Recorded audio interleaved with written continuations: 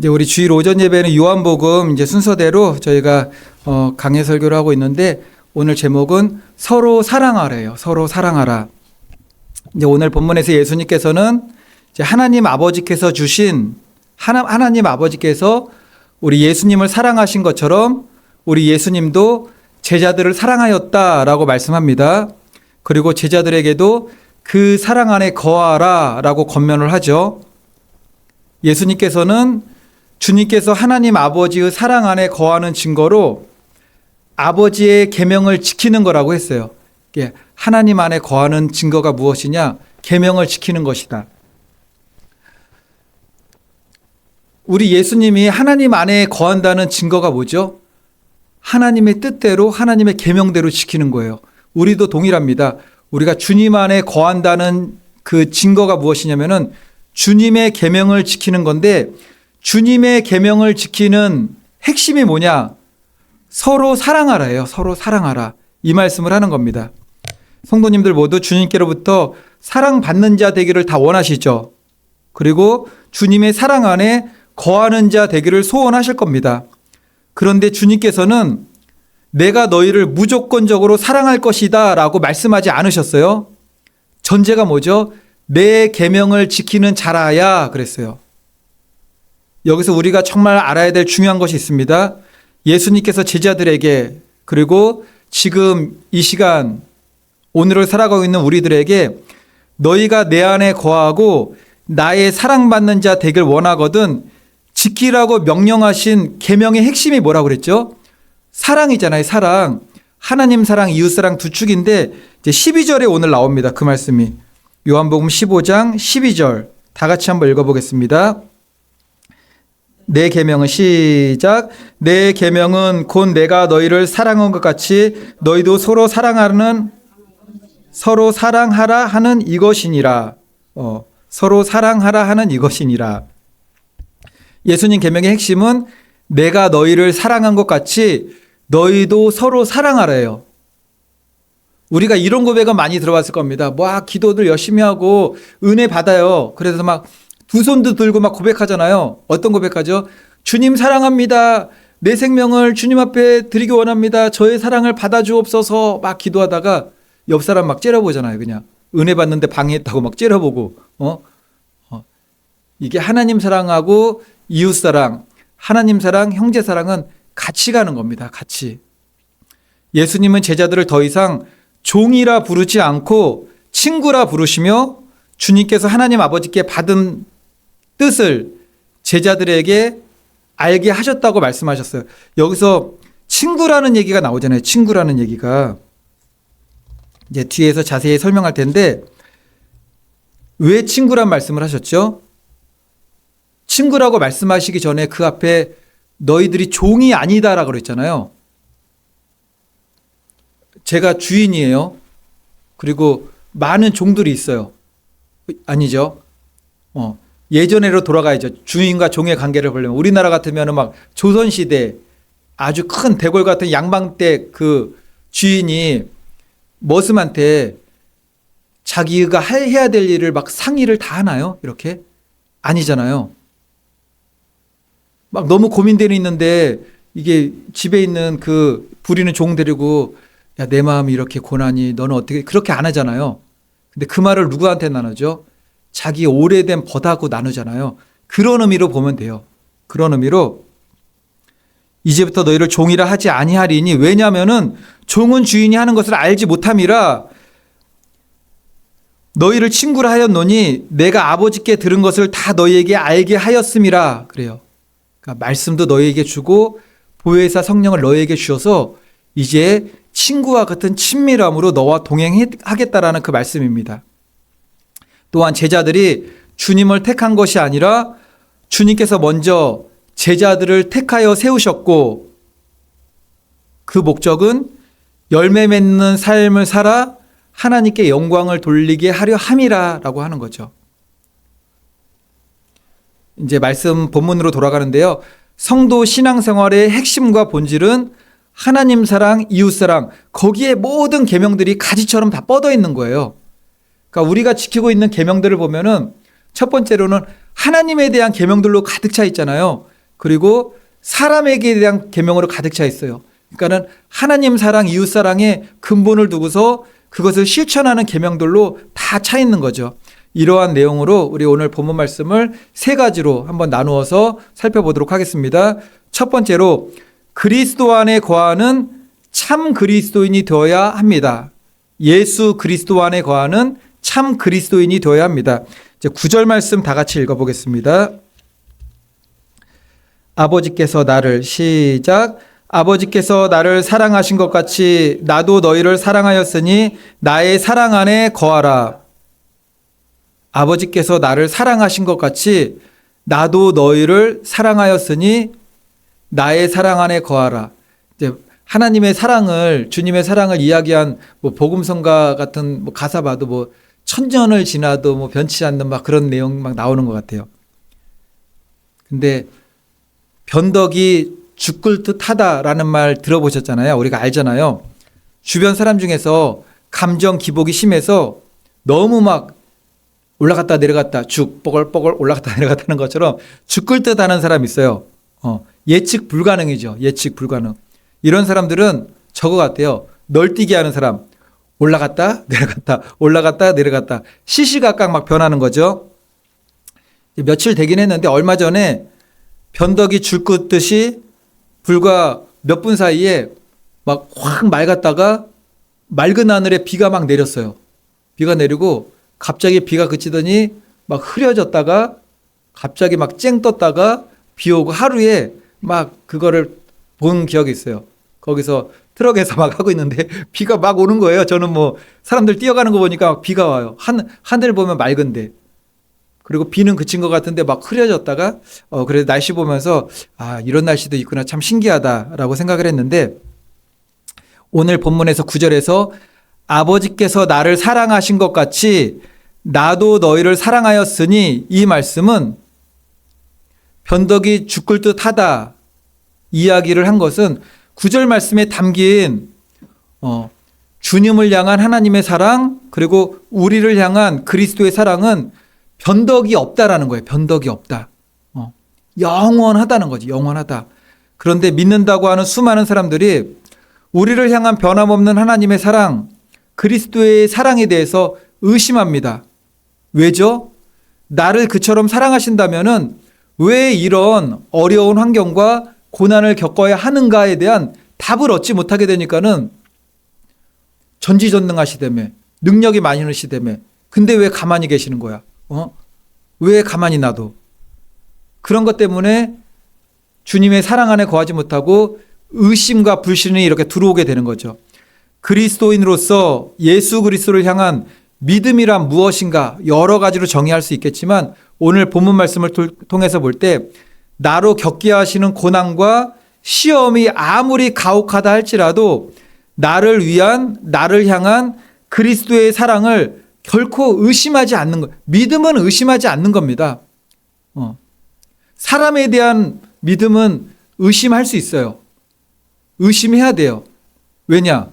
사람은 변하잖아요. 다들 겪어보시겠지만 사람은 변합니다.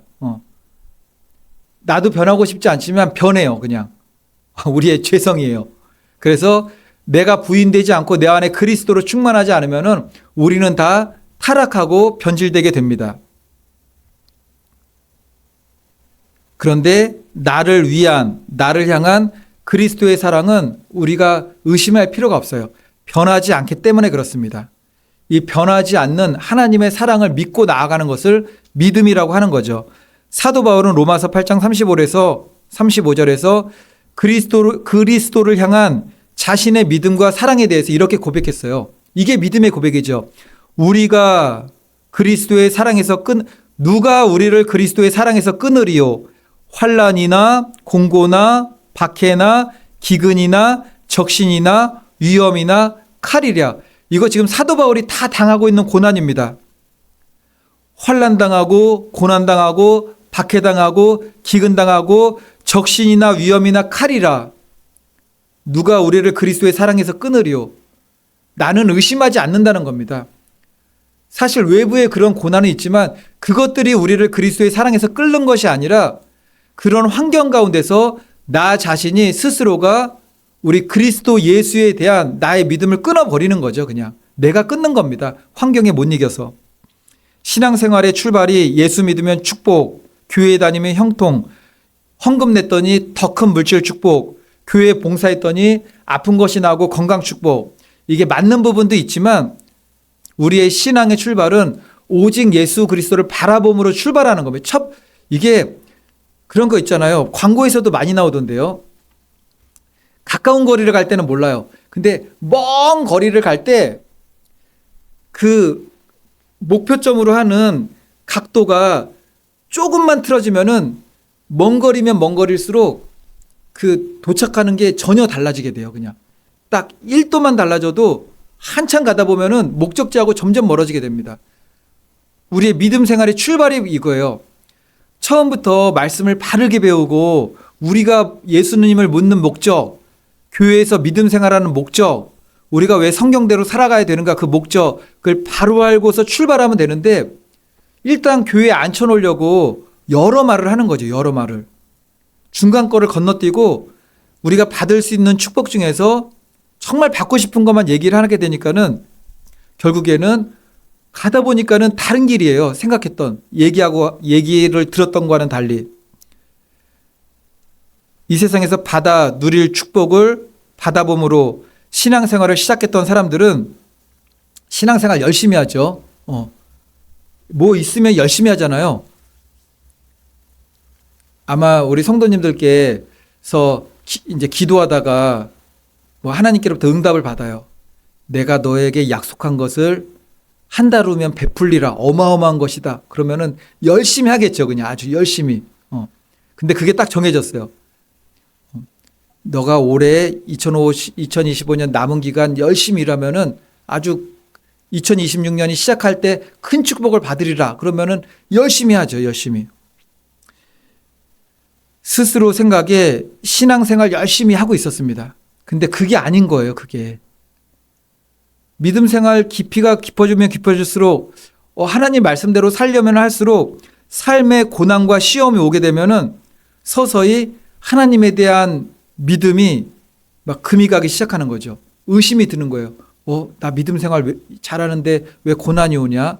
왜 나 믿음 생활 잘하는데 내 삶의 교제권들이 막 흔들리냐? 막 사업이 망하기도 하잖아요. 망해요. 이해가 안 되는 거죠. 처음에 출발점부터가 잘못돼서 그런 거예요, 그게. 그러니까 처음부터 우리를 향한 하나님의 사랑에는 변함이 없습니다. 절대 변함이 없어요.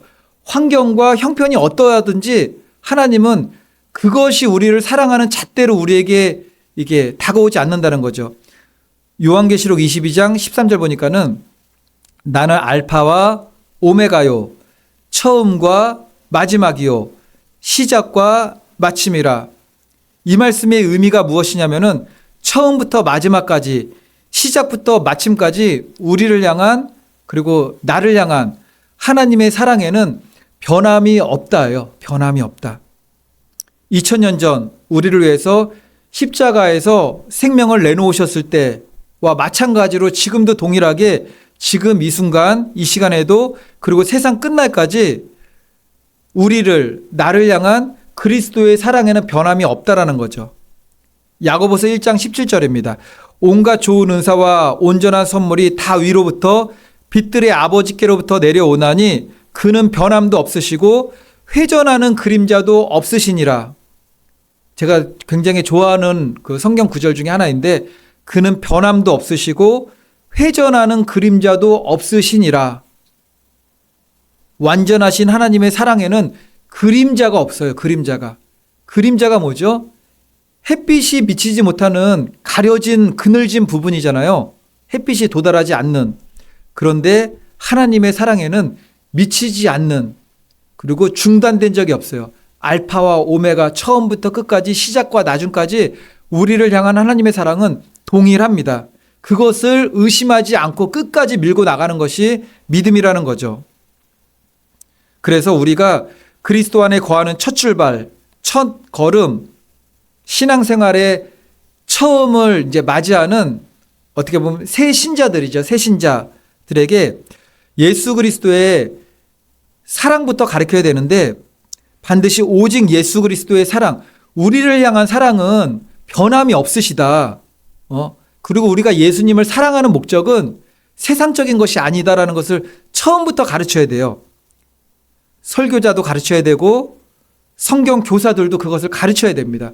그러지 않으면은 이게 믿음이 있는 사람들조차도 가다 보면 고난을 만나면은 비틀비틀거리는데 처음 교회에 나와가지고 처음 교회에 나오면은 하나님께서 여러 가지 방면으로 그분들을 인도하시는 걸 보게 되는 것 같아요.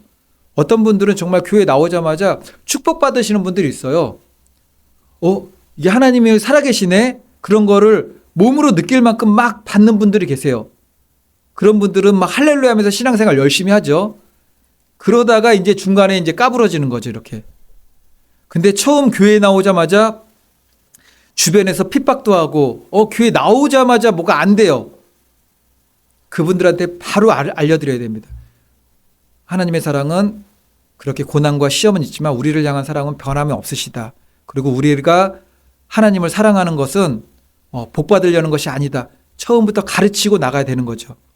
이제 이스라엘 백성들 출애굽 40년 광야 여정을 한번 보겠습니다. 제가 말씀 읽고 9절 읽어드릴게요.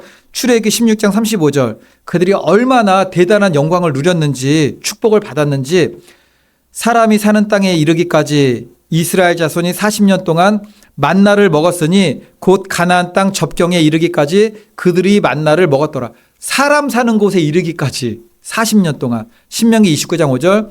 주께서 40년 동안 너희를 광야에서 인도하게 하셨거니와 너희 몸의 옷이 낡아지지 아니하였고 너희 발의 신이 헤어지지 아니하였으며.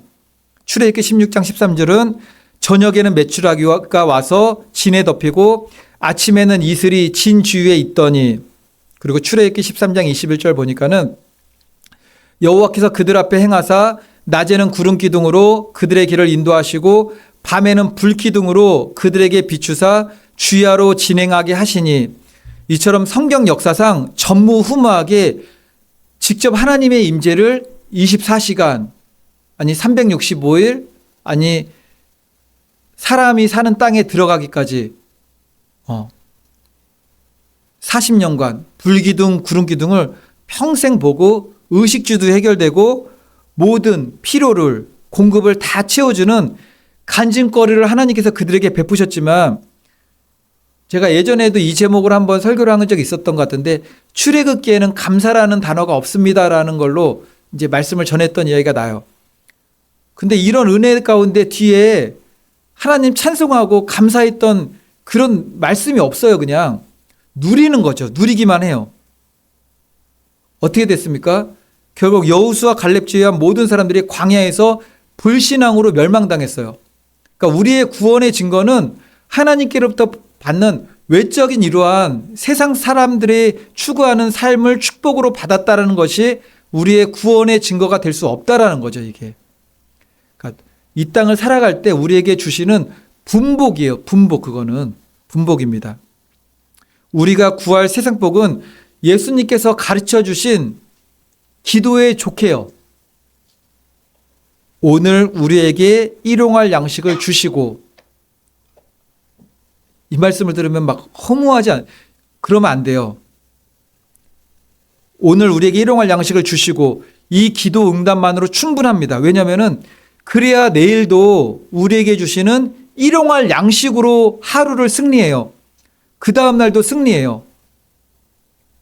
내일 게 정해지면은 우리는 일용할 양식을 달라는 기도가 사라지게 됩니다. 그런 거예요. 매일매일 하나님의 은혜를 구하는 거예요. 그러니까 우리는 하나님의 일용할 양식의 은혜가 없이는 단 하루도 살아갈 수 없는 존재인 것을 깨닫고서 매일매일 믿음으로 나아가고 기도하는 겁니다. 이처럼 그리스도인으로서 예수 그리스도 안에 거한다라는 것은 주님 주신 말씀 그 계명에 순종하는 겁니다. 그리고 이제 막 위로 올라가고 막 계명들이 많잖아요. 뭐 다 세어보진 않지만 구약 율법에 주신 계명들을 세어보면은 613가지래요. 근데 막 이렇게 내려갔는데 올라가 가지고 딱 하나를 딱 붙잡으면은 두 개예요. 하나님 사랑, 이웃 사랑. 하나님 사랑, 이웃 사랑을 붙잡고 또 올라가게 되면 뭐가 나올까요? 하나님은 사랑이시라가 나오는 거죠. 그러한 믿음으로 날마다 성숙하며 성장하며 순종하는 삶에서 승리하시는 우리 오직 예수 교회 성도님들이 되시길 바라겠습니다. 아멘. 제가 우리 오직 예수 교회 성도님 되시기를 바라겠습니다 말하려고 그랬는데 우리 오직 예수 교회님 되시기를 바라겠습니다. 그 말이 나오려고 그래가지고 이제 두 번째로 예수 그리스도께서 친구라 이르는 그리스도인이 되어야 합니다. 예수 그리스도께서 친구라 이르는 그리스도인이 되어야 합니다. 이제 14절 말씀 보겠습니다. 14절 다 같이 읽습니다. 너희는 시작. 너희는 내가 명하는 대로 행하면 곧 나의 친구라. 이거 전제가 있는 거 분명하잖아요. 그냥 친구가 아니에요. 내가 명하는 대로 행하면, 그러니까 우리 성도님들 하나님 앞에 복을 구하시되 일용할 양식의 복을 구하시기 바랍니다. 내가 명하는 대로 행하면. 이제 한 국가의 최고 지위에 오른 사람이, 예를 들면은 최고의 지위에 오른 사람이 누가 있죠? 세종대왕. 네, 세종대왕이죠. 세종대왕. 세종대왕이 아주 낮은 신분의 천민에게 너는 내가 명하는 대로 하면은 곧 나의 친구라, 이렇게 했다고 이제 적용해 보는 거예요. 우리 주님하고 우리 사이에 하면은 사람들이 이해가 잘 안 되는 경우가 있더라고요. 아주 조선시대의 왕, 그리고 성군, 세종대왕이 낮은 천민의 신분에 있는 사람에게 내가 나의 명대로 행하면은 곧 나의 친구라. 그 사람은 어떻게 하겠죠? 주상 전하 성은이 망극하나이다, 이렇게 얼굴을 못 들 거예요.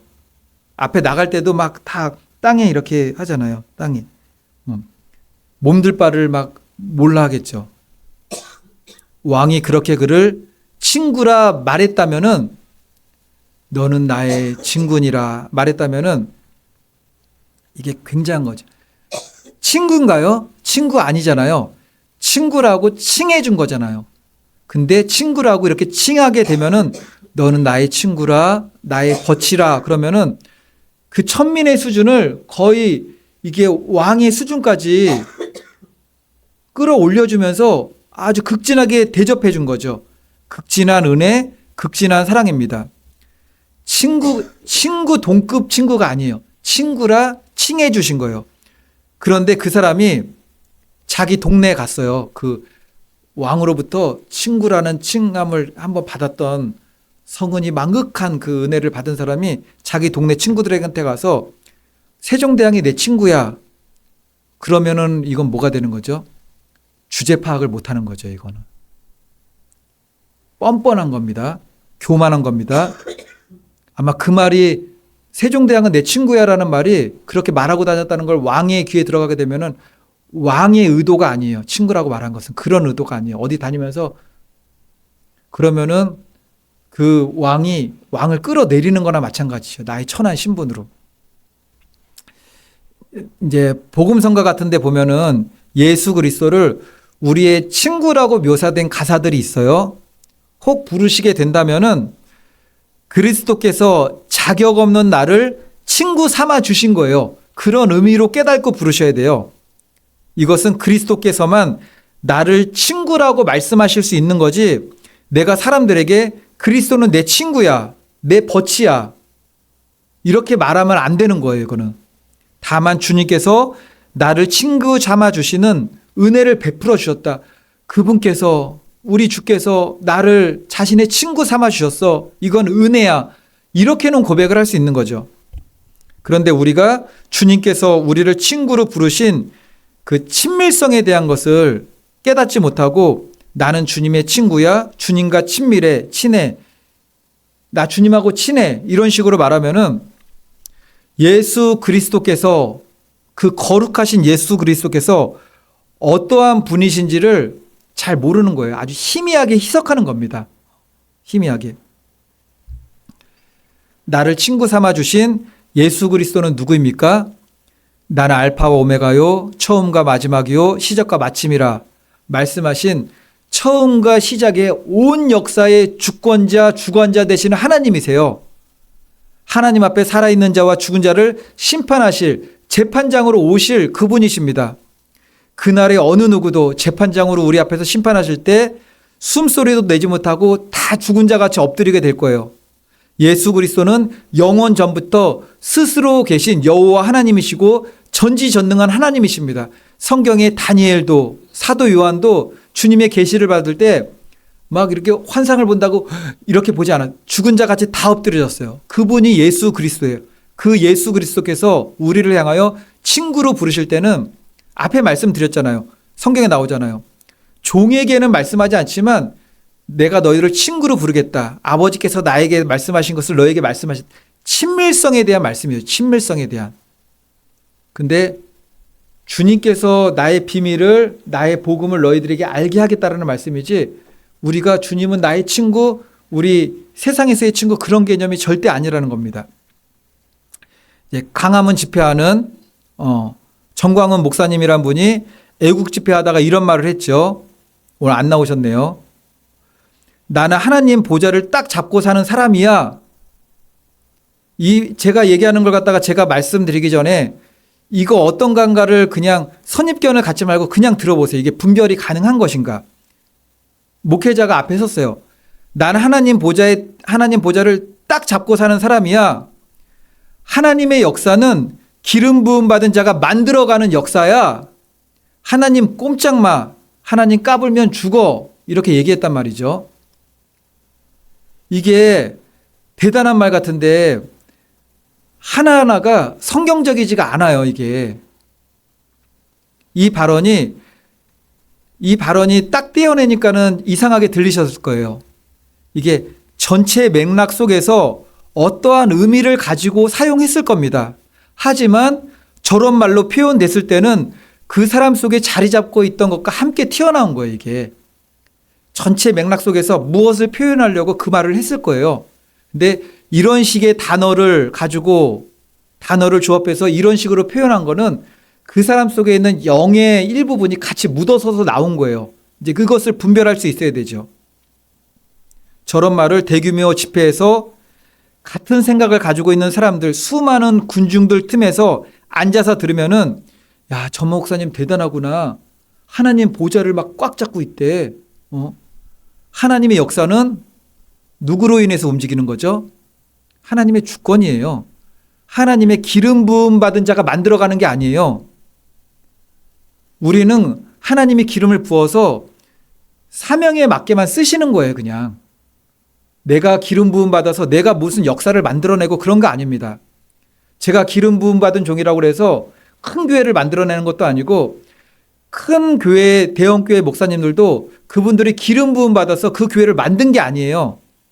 하나님의 주권 가운데 그 교회에 대한 사명이 있고 그릇이 있어서 하나님께서 그곳에서 쓰시는 거예요. 이 미묘한 차이 같지만 이걸 모르게 되면은 사람이 우상되는 겁니다, 그냥. 그릇의 비유 있잖아요. 하나님 나라에는 금그릇도 있고 은그릇도 있고 크게 쓰는 그릇도 있고 작게 쓰는 그릇도 있고 그 그릇은 교회라고 예표할 수도 있고요. 그 교회에 사역하는 목회자라고도 할 수가 있는 거예요. 각자 사명에 따라서 5달란트, 2달란트, 1달란트 사명에 따라서 쓰임받는 거지 내가 기름을 받아서 내가 역사를 주관한다? 그런 건 없어요. 그러면 사람이 우상이 되는 거죠. 난 하나님 보좌를 딱 잡고 사는 사람이야. 이 말에 담긴 의미가 무엇인지 바로 분별해야 되죠. 말씀을 아는 사람들은.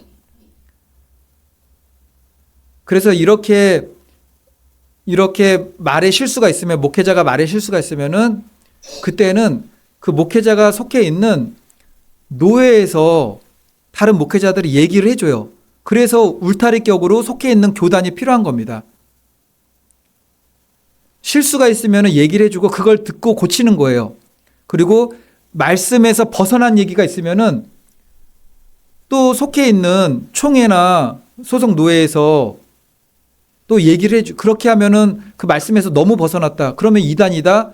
그래서 많은 목회자들이 자신이 잘못된 것을 알고서 시인하고 내가 잘못했습니다. 내가 전한 말씀은 이거는 옳지 않습니다. 고백하고 다시 바른 길을 가요. 그렇지 않고 끝까지 가게 되면은 이단되는 겁니다. 그런데 나는 하나님에 매여 사는 사람이야 라는 것을 말해주고 싶은 거죠. 나는 하나님 보좌를 꽉 붙들고 있는 사람이야. 성도님들이 들릴 때는 어떻게 들립니까? 저분은 하나님 보좌에 꽉 매여가지고 하나님 말씀대로 사는 사람이구나.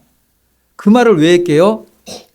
속에 있는 것을 말하기 전에 겉으로 포장을 한번 하는 거죠, 이게. 그 포장지 같은 거예요, 포장지 같은 거. 그리고 실제 하나님에 매여 사는 사람들은 그렇게 얘기 안 합니다, 그냥.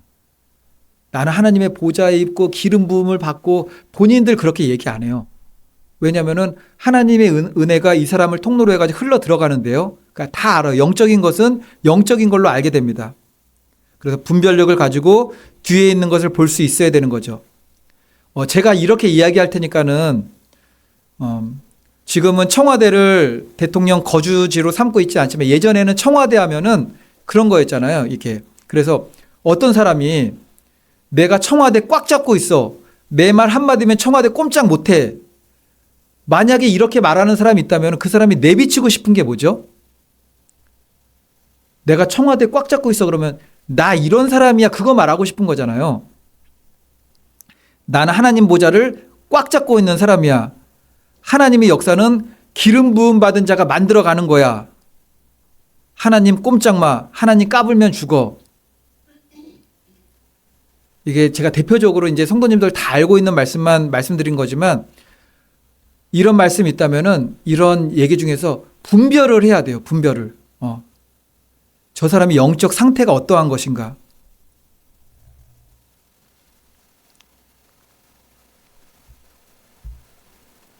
그리고 복음을 전하는 목회자로서 오랜 목회의 결론이 있고 은퇴해서 원로 목사의 자리까지 올라가 있는 사람이 그런 얘기를 한다. 그러면은 속에 뿌리까지 잡혀 있는 게 그 말을 타고 나오는 거예요, 이게.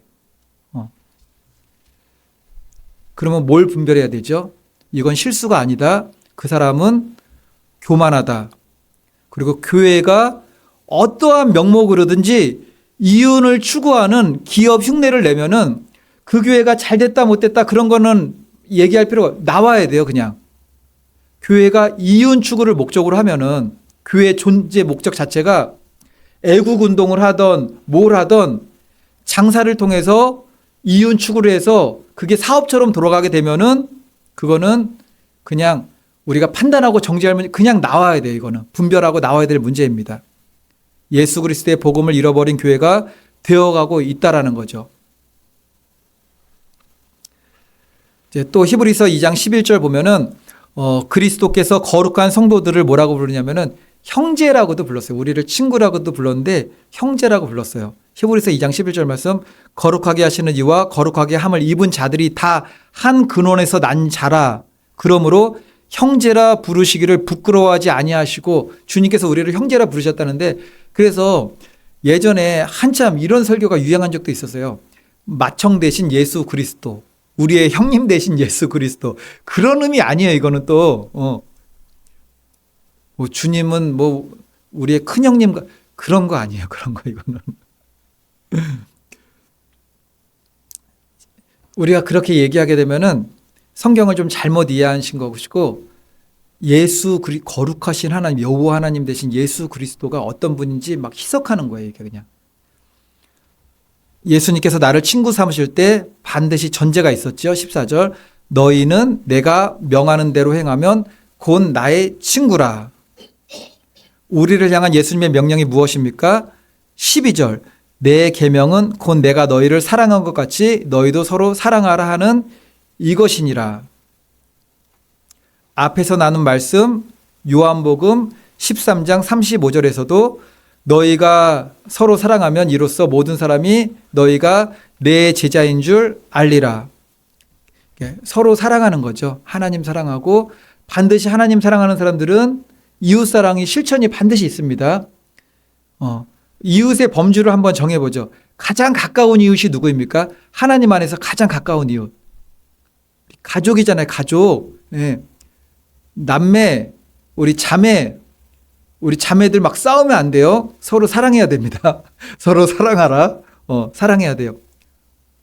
다 사랑해야 돼. 사랑하고 사랑은 허다한 허물을 덮느니라. 이거 굉장히 힘들어요. 왜냐면은 내가 피해봐야 돼요. 내 자존심도 피해봐야 되고 다 무너져야 돼서 어쨌든 간에 하나님의 사랑은 이렇듯 나타내야 된다라는 겁니다. 그러면은 우리를 친구라 하시고 형제라 하시는데 요한복음 13장 35절에서는 너희가 서로 사랑하면 이로써 모든 사람이 너희가 내 제자인 줄 알리라 그래요. 사랑하면 너희가 내 제자인 줄 알리라요. 나 주님의 막 제자라고 하는데 막 힐겨보고 째려보고 마음에 안 들면은 저 사람 교회 왜 왔냐고 그러고 절대 안 됩니다. 그렇게. 그리고 이제 10월 추석 연휴가 있잖아요. 10월 추석 연휴가 있는데 월요일부터 목요일까지예요. 지금도 순간순간 이렇게 안에 있다 바깥에 나가서 막 시원한 바람 시원한 게 아니라 춥지는 않은데 겨울이 올 것 같은 그 바람들 있잖아요. 가을 바람이 불면서 약간 이거 빨리 겨울이 오겠는데 그런 바람이 막 이게 불더라고 이렇게. 그래서 눅눅해도 이제 여름에 그 눅눅함이 아니에요. 막 이게 확 오고 제가 기도를 계속 하고 있어요. 기도를 하고 있는데 우리 성도님들도 이제 같이 기도하셔야 돼요. 왜냐면은 우리는 같이 가잖아요. 같이 가는데 그 추석 연휴가 월요일부터 목요일까지입니다. 그때부터 우리 오직 예수교회도 하나님 사랑 전하면서 이웃 사랑을 실천할 수 있는 일들을 미약하게나마 시작해야겠다라는 생각을 기도를 계속 하고 있어요. 근데 그게 쉽지는 않겠지만 이제 요한계시록 보면은 1, 2, 3장 보면은 아시아의 7교회가 나오는데 그 중에서 칭찬만 받은 교회가 있어요. 서번학 교회, 빌라델피아 교회. 빌라델피아 교회가 되기를 저도 우리 오직 예수 교회가 기도하는데 왜냐면은 닮은 꼴이 있어서 그래요. 요한계시록 3장 8절 보면은 볼지어다 내가 내 앞에 열린 문을 두었으되 능히 닫을 사람이 없으리라. 우리 주님이 열면은 그냥 열리고 닫으면 닫아요. 그게 하나님의 때라는 거죠. 내가 내 행위를 아노니 내가 작은 능력을 가지고서도 내 말을 지키며 내 이름을 배반하지 아니하였도다. 작은 능력을 가지고서도 내 말을 지켰대요.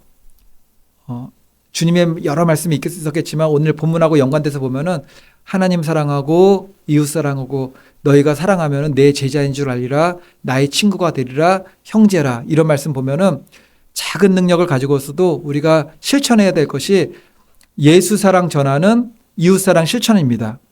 근데 이거는 우리가 그냥 무작정적인 것이 아니죠. 예수 그리스도의 복음을 전하기 위한 영혼 구원을 위한 그런 전체적인 전제 하에서 실천하는 이웃 사랑의 실천입니다. 빌라델피아 교회는 작았지만 작은 능력이었지만 예수님의 계명을 지키며 믿음을 배반하지 않았대요. 이 말씀이 우리 오직 예수 교회가 가야 될 믿음의 길인 줄로 믿습니다. 그래가지고 이게 아직 확정된 건 아닌데 기도하는 거예요. 주변에 어려운 이웃들이 있잖아요. 어려운 이웃들이 있고 우리 교회만 가진 장점이 있잖아요. 장점. 돈가스 차. 장점이 있잖아요. 그래가지고 우리가 어디를 방문해가지고 그래서 하나님 사랑을 실천할 수 있는 그 일이 되었으면 좋겠다라는 생각으로 기도하면서 계속 계획을 하고 있어요. 그러니까 우리 성도님들도 작은 능력. 이제 하지만 우리가 할 수 있는 범위 내에서 그렇게 하나님 사랑 실천할 수 있는 길이 하나씩 좀 열릴 수 있도록 기도하시기 바랍니다. 기도하시기 바랍니다. 그리고 점점 미혹이 심해져 가는 이 마지막 시대에 오직 예수, 오직 복음, 오직 믿음으로 세상과 타협하지 않는 믿음이 되어야 됩니다. 마지막 때는 다 지하교회예요. 정말로 성도님들 앞에 목회자가 없을 수 있습니다. 나를 이끌어줄 수 있는 신앙의 지도자가 없을 수도 있어요. 우리가 평안한 시대에 살고 있지만 그 시대의 믿음을 가지고 살아야 돼요. 그냥 그 시대에. 목회자 없으면 교회 안 나와버리고 내 믿음이 완전 다 추락해버리고 그러면 안 돼요. 그러면은 목회자가 없으면은 내 옆에 누군가 불신자 한 명 있으면은 내가 그를 이끌고 믿음의 길로 인도할 수 있는 그 믿음의 길은 갈 수 있어야 돼요. 적어도. 미혹의 시대입니다. 목회자 바라보지 마시고 교회 바라보지 마시고 오직 예수님 바라보면서 예수님의 바른 말씀이 선포되고 있는가, 바른 믿음의 전수를 교회에서 가르치고 있는가? 그걸 보시면서 믿음 생활을 해야 되는 겁니다. 이제 세 번째로 보면은 열매 맺는 그리스도인이 되어야 합니다. 열매 맺는 그리스도인이 되어야 합니다. 16절 말씀 다 읽어보겠습니다. 요한복음 15장 다 피고 계시죠? 요한복음 15장 16절. 너희가 나를 시작. 너희가 나를 택한 것이 아니요 내가 너희를 택하여 세웠나니 이는 너희로 가서 열매를 맺게 하고 또 너희 열매가 항상 있게 하여 내 이름으로 아버지께 무엇을 구하든지 다 받게 하려 함이라. 우리 예수 그리스도께서 내가 너희를 택하여 세웠다고 했습니다. 왜 택하여 세웠다고 하였죠? 열매를 맺게 하려고. 근데 여기서 중요한 것은 내가 어느 때 어떤 상태에 있을 때 나를 택하여 세웠다고 했느냐면은 로마서 5장 8절인데요. 우리가 아직 죄인 되었을 때 그리스도께서 우리를 위하여 죽으심으로 하나님께서 우리에 대한 자기의 사랑을 확증하셨느니라. 우리가 택하였다 그러면은 뭐 하나님의 일꾼으로 택하였고 뭐 크게 쓰는 일꾼으로 택하였고 그거 생각하는데 그거는 여러 이제 분류 중에 하나이고 하나님의 택함에 있어서 가장 중요한 건 뭐냐면은 구원받을 자로 택하였다라는 거예요. 언제 택하였습니까? 우리가 아직 죄인 되었을 때 나에게 무슨 공로, 업적, 믿음 생활을 잘하였을 때 나를 택하였다가 아니고요. 비참하게 이를 데 없는 영적으로 완전히 에스겔 골짜기에 마른 뼈와 같이 죽은 자와 같이 되었을 때 세상에서 방황하고 있을 때 우리는 방황이라고 생각 안 했죠. 세상 사는 게 아주 좋았죠.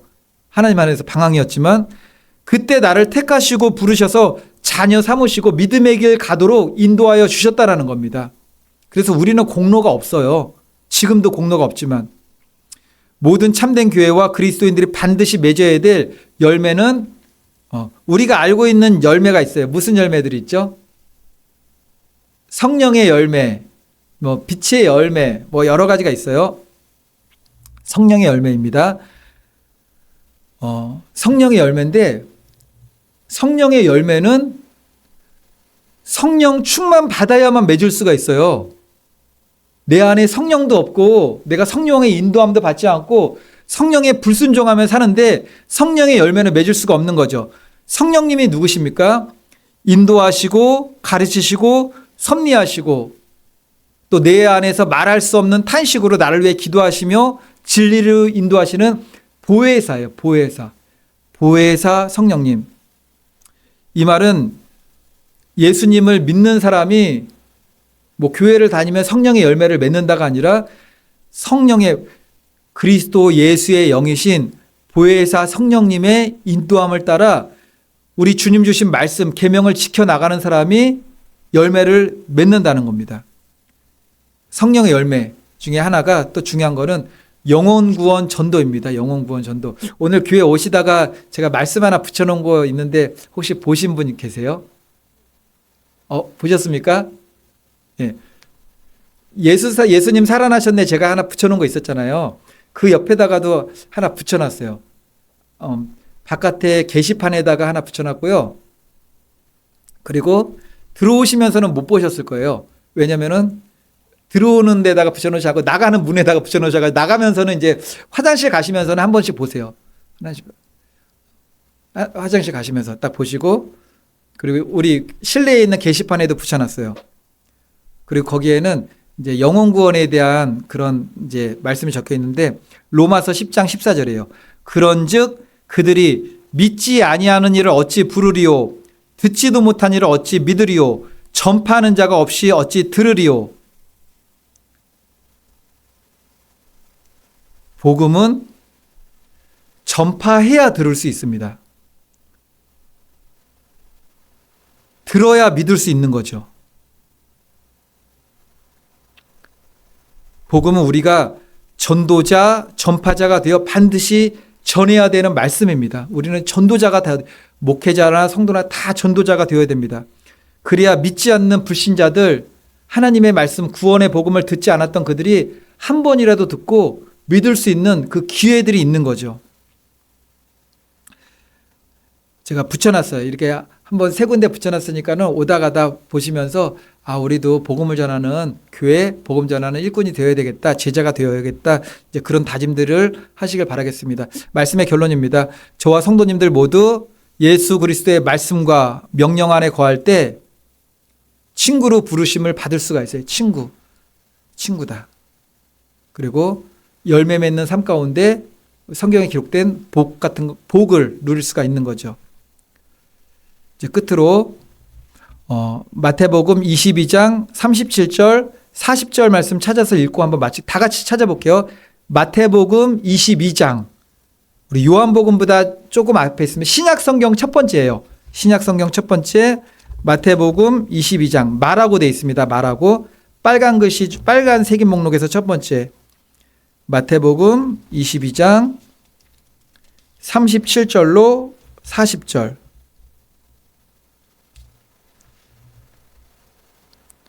마태복음 22장 37절로 40절.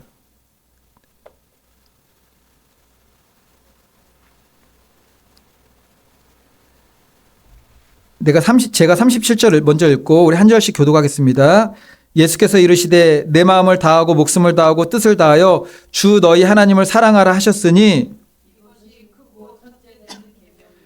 둘째도 그와 같으니 내 이웃을 내 자신과 같이 사랑하라 하셨으니 하나님 사랑, 이웃 사랑은 율법, 성경은 모든 말씀을 외치는 핵심이고 선지자들, 하나님의 말씀을 전하는 구약의 선지자들이나 신약시대의 주님의 일꾼들, 목회자, 전도자 그 모든 이들이 외치는 것도 하나님 사랑, 이웃 사랑의 두 기둥, 두 핵심이 된다라는 겁니다. 그러한 말씀 붙들고 실천함으로 열매 맺는 우리 오직 예수 교회, 우리 오직 예수 교회 성도님들 되시기를 예수님의 이름으로 축원을 드리겠습니다. 우리 반주할 때 바로 이제 주여 한번 부르시고 이제 기도하시는데요. 찬송가는 260장 쳐주시면 돼요. 뭐 기도하시냐면은 오늘 전한 말씀 붙잡고 기도하는 겁니다. 예수 그리스도 안에 거하는 그리스도인이 되라.